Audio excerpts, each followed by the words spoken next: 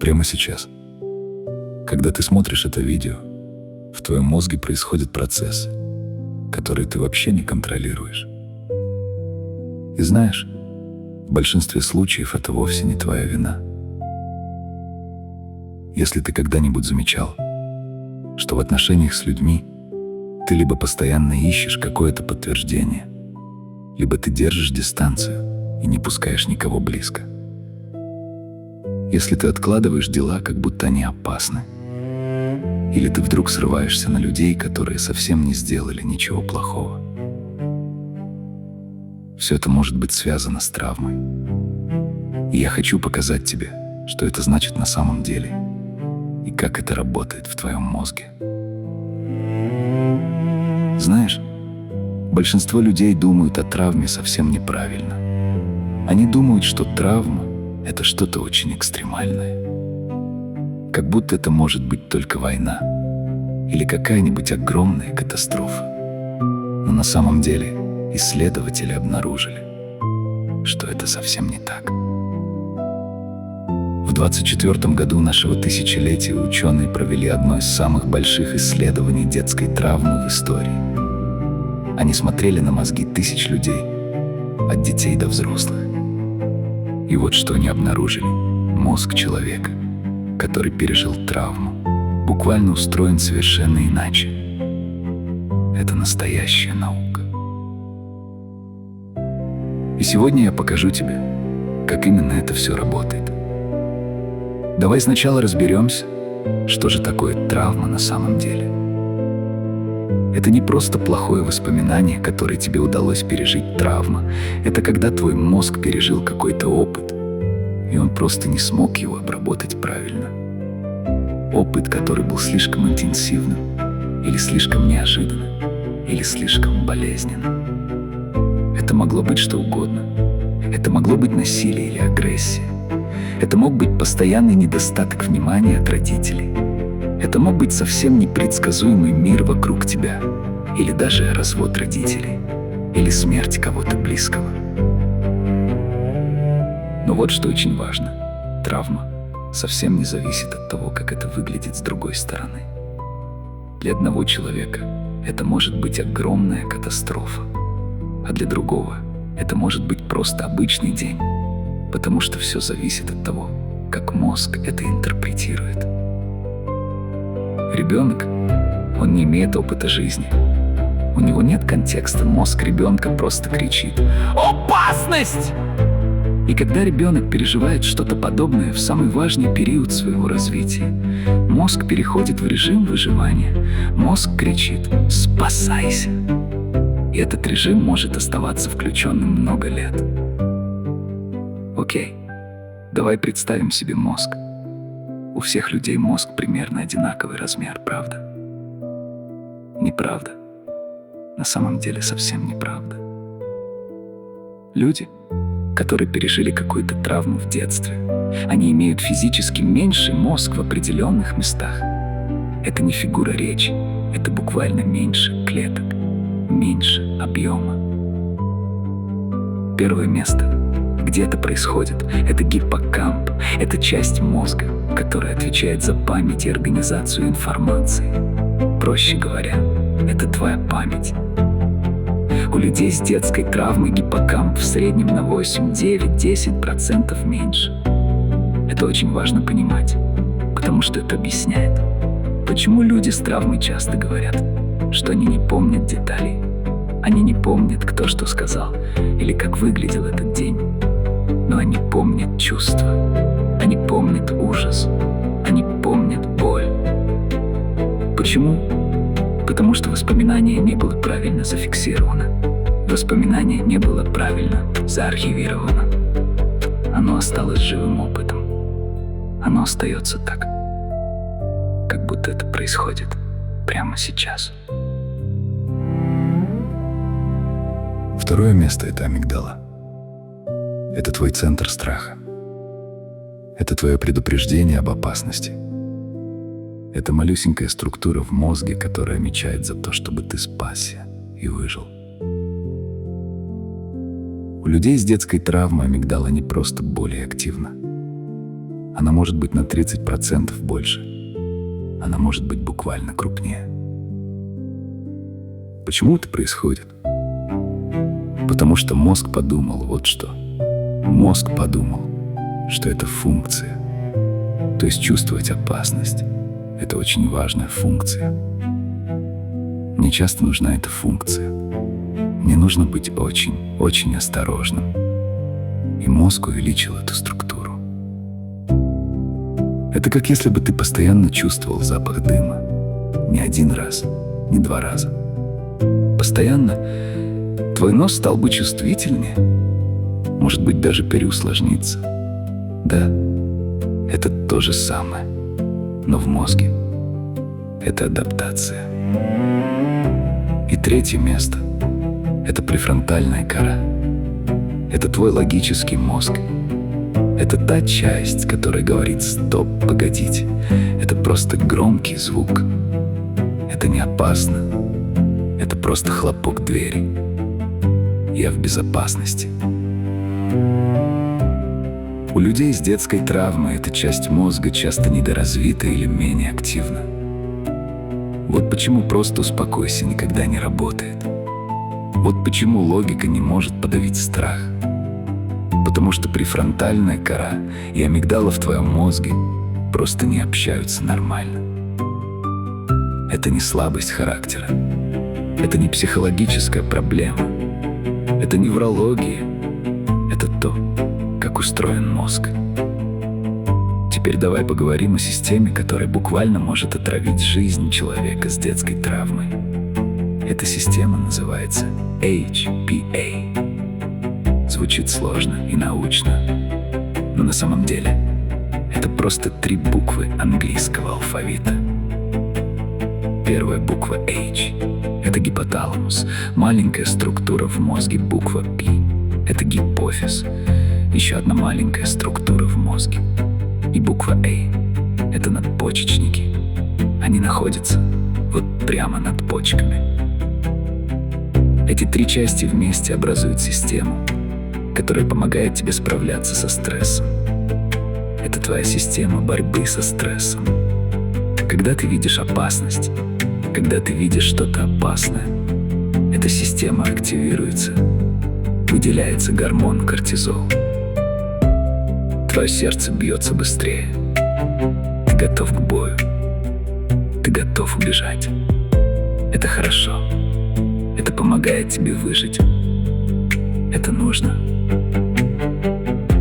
Но вот проблема. У людей с детской травмой эта система постоянно включена.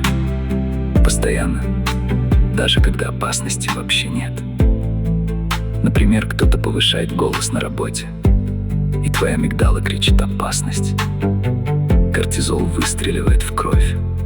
Твой мозг думает, что ты в смертельной опасности. Это не паранойя. Это не выдумка. Это неправильное калибрование системы выживания в мозге. И хроническое наличие кортизола в крови имеет реальные последствия. Иммунитет ослабляется. Развивается хроническое воспаление.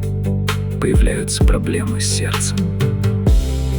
Вот почему люди с историей детской травмы часто живут на 15-20 лет меньше, чем люди без травмы.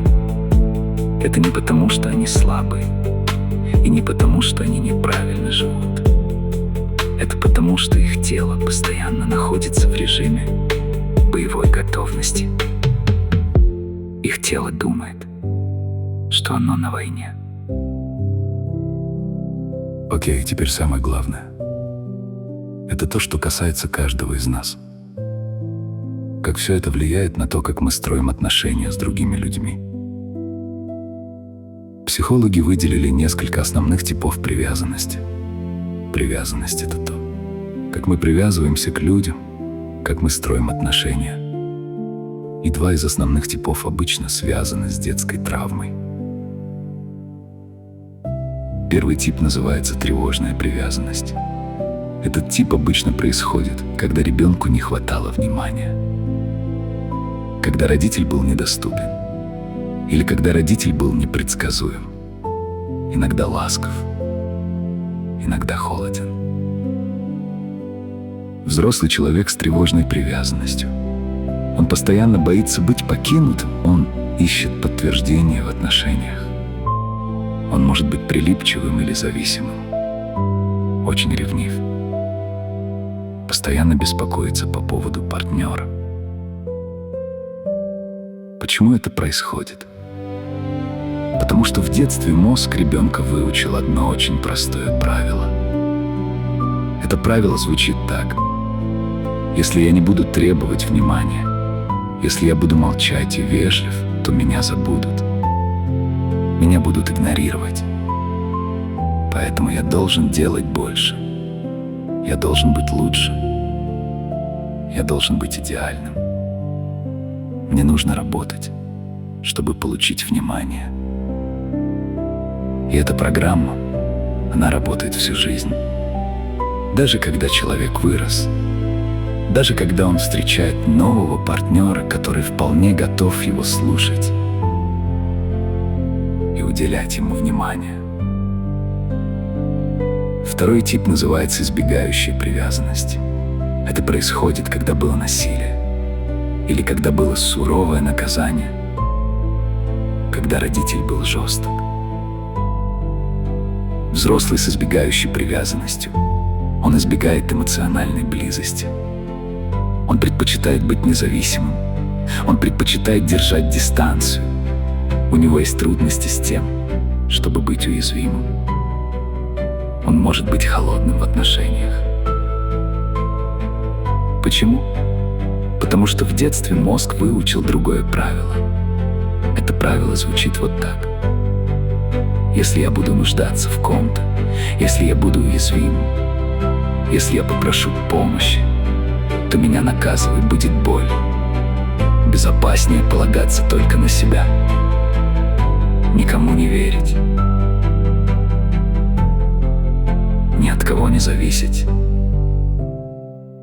И эта программа, она работает всю жизнь. И третий тип — это дезорганизованная привязанность. Ее еще называют страшащая привязанность. Это самый сложный тип. Дезорганизованная привязанность происходит, когда опекун, то есть родитель, он одновременно источник защиты и источник опасности.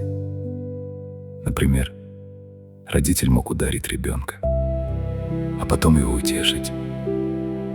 Или он был совсем непредсказуем. Иногда очень добрый, иногда очень жестокий. Взрослый с дезорганизованной привязанностью. Он одновременно хочет близости и боится ее. Это выглядит как: ты меня любишь, но я убегаю паттерны. Человек хочет быть с кем-то, глубокое желание, но в то же время он боится этого. Человек часто выбирает нестабильных партнеров. Почему? Потому что мозг в конфликте. Мозг думает: мне нужна этот человек, но этот человек опасен. Этот человек когда-то причинила мне боль. Как я могу одновременно хотеть того, что причиняет мне боль? И мозг никогда не находит ответ.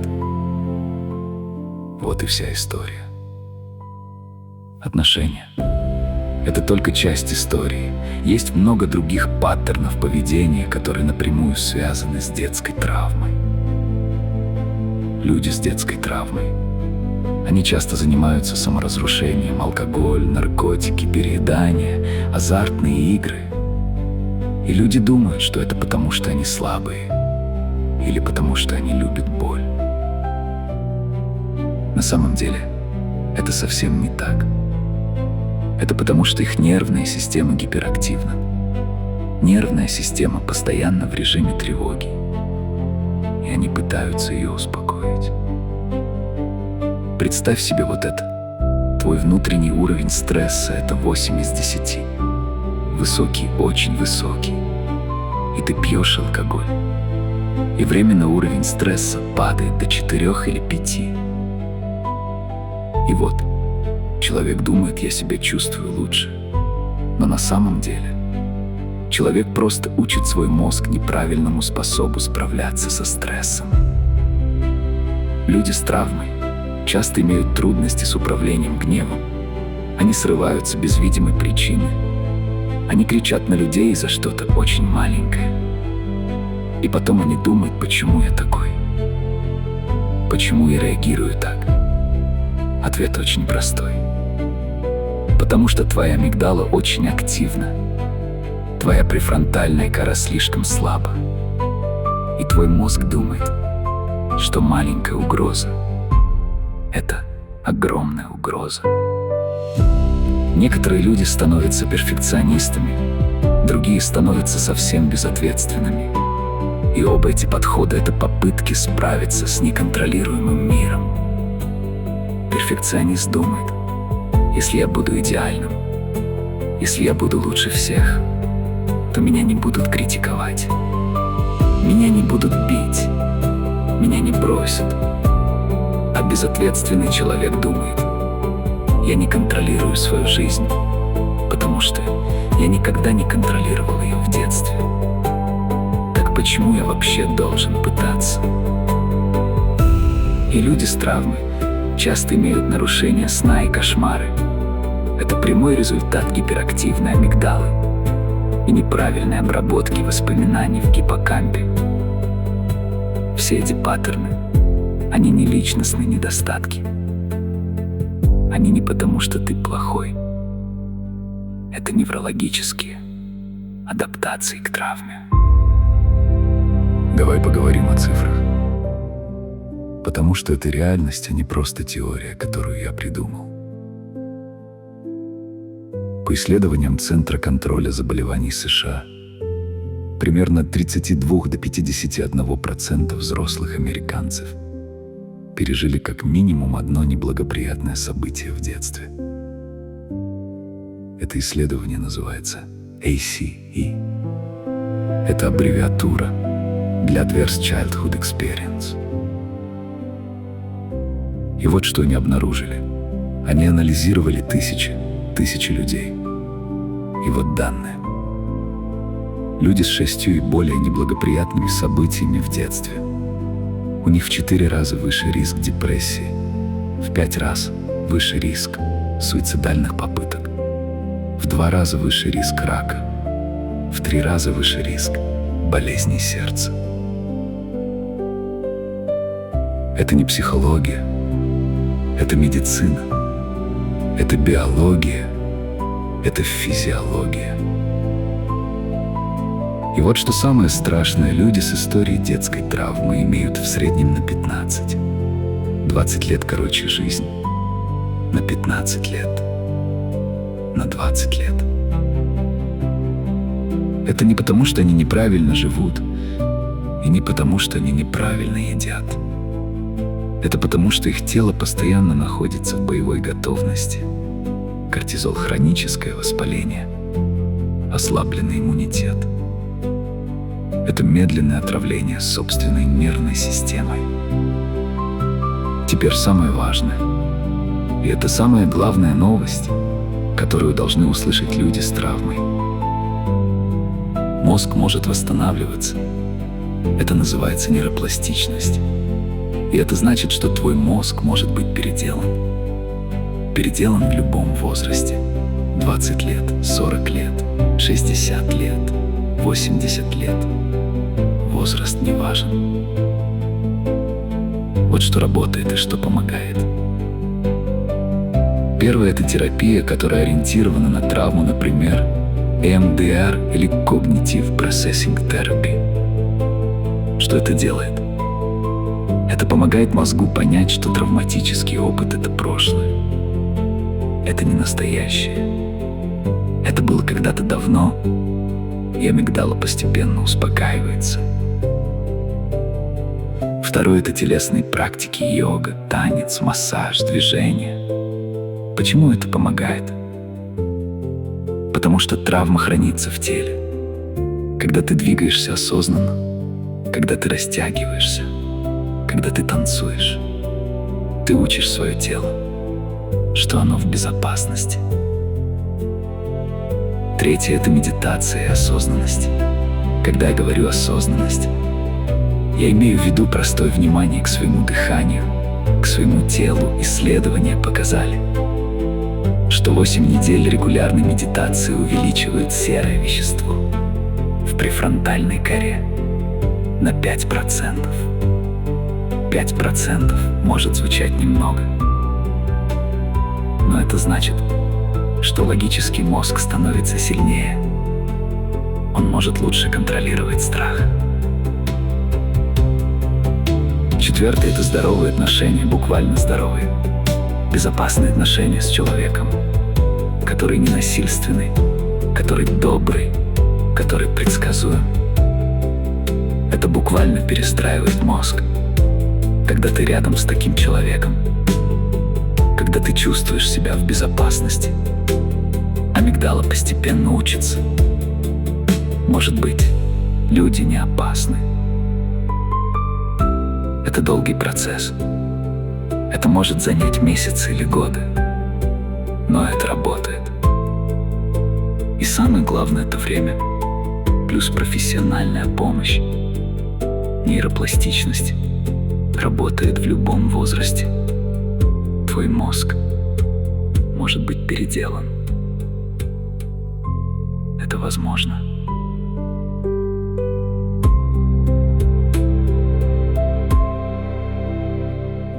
Если ты смотришь это видео и видишь себя в чем-то из того, что я сказал, это хорошо. Это очень хорошо. Потому что понимание – это первый шаг к изменению. Понимание – это сила. Когда ты понимаешь, что это неврология, а не личная слабость, ты можешь начать исцеление. Ты не ломаный. Ты не слабый, твой мозг был откалиброван на выживание в опасном мире. И вот что. Это было умно. Это было нужно тогда. Но сейчас ты можешь его переделать. И вот это главное. Ты можешь начать переделку прямо сейчас. Сегодня. Если это видео тебе помогло, спасибо. Спасибо за просмотр, подпишись. Если ты хочешь больше видео про то, как работает твой мозг, помни, твой мозг может быть переделан. И ты можешь начать прямо сейчас.